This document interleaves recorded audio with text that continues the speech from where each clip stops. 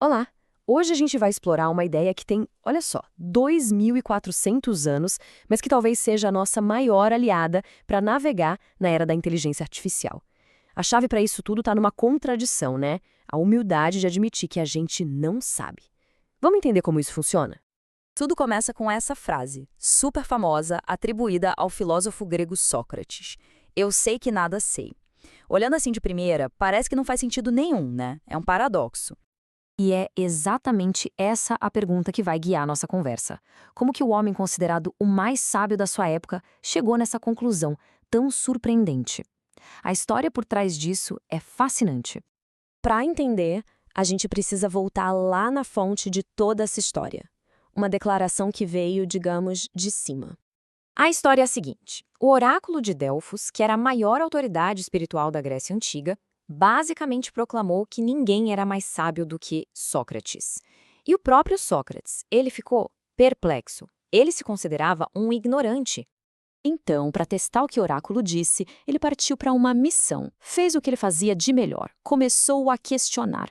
Ele foi interrogar as pessoas que todo mundo considerava sábias. Os políticos, os poetas, os grandes artesãos da época. E a descoberta dele foi reveladora. Essas pessoas, embora fossem especialistas nas suas áreas, elas confundiam esse conhecimento específico com uma sabedoria universal. Elas achavam que sabiam de tudo, sabe? Especialmente sobre as grandes questões da vida, tipo ética e moral. Então, qual foi a conclusão de Sócrates depois desse experimento todo de humildade? Ele percebeu que existia uma diferença fundamental entre ele e os outros sábios de Atenas.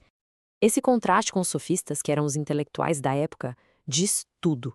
Enquanto eles vendiam respostas e se diziam os donos do conhecimento, Sócrates fazia o oposto. Ele buscava a verdade fazendo perguntas, muito consciente das suas limitações.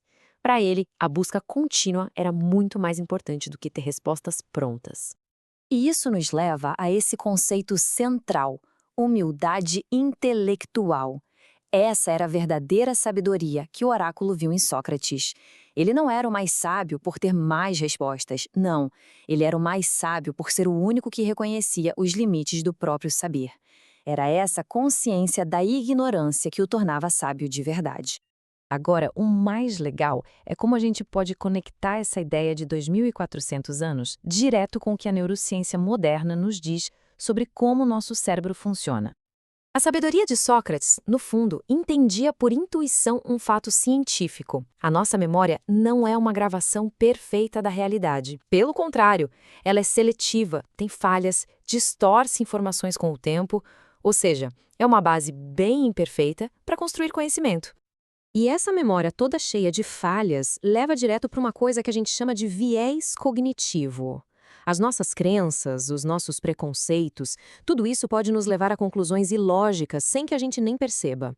Os sofistas, por exemplo, construíam todos os seus argumentos em cima dessa base frágil. Então, o ponto crucial é esse. Reconhecer a ignorância como Sócrates fez é o que estimula o cérebro a continuar aprendendo. Quem acredita que já sabe de tudo, simplesmente para de formar novas conexões neurais. A busca simplesmente para de acontecer. Ok, agora vamos trazer essa discussão toda aqui para o presente e aplicar no maior desafio cognitivo do nosso tempo, a inteligência artificial. Para a gente entender o risco, vamos pensar num exemplo bem simples, o tal do efeito calculadora. Quando uma ferramenta tecnológica assume uma tarefa mental, a nossa habilidade para fazer essa tarefa pode, bem, atrofiar por falta de uso. O processo é sempre o mesmo. Primeiro, a gente pratica uma habilidade. Depois, aparece uma ferramenta que faz isso para a gente. Nosso cérebro, muito eficiente, delega a tarefa e, com o tempo, a habilidade original enfraquece. Aconteceu com o cálculo mental, aconteceu com a memorização de números de telefone. O problema é que a IA é a calculadora definitiva. Ela não automatiza só matemática. Ela está automatizando funções cognitivas centrais, o nosso raciocínio, a nossa memória e até a nossa capacidade de criar. E isto aqui ilustra o ponto de uma maneira brilhante. A gente está cada vez mais terceirizando tarefas mentais essenciais. Em vez de pesquisar e estruturar a informação, a gente pede um resumo.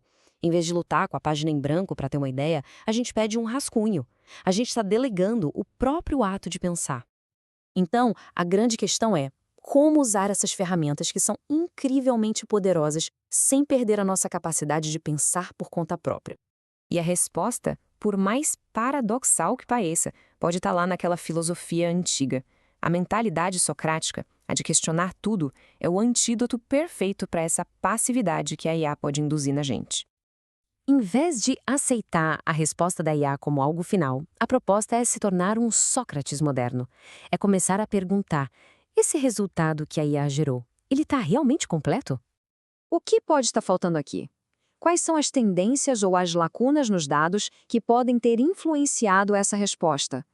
E o mais importante de tudo, como eu posso verificar isso de forma independente? Como usar a IA como um ponto de partida para o pensamento e não como o ponto final?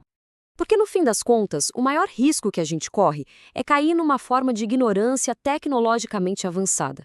Um mundo onde a gente confunde acesso instantâneo à informação com sabedoria de verdade. E a sabedoria, como Sócrates nos ensinou, ela não começa com a resposta. Ela sempre começa com a pergunta.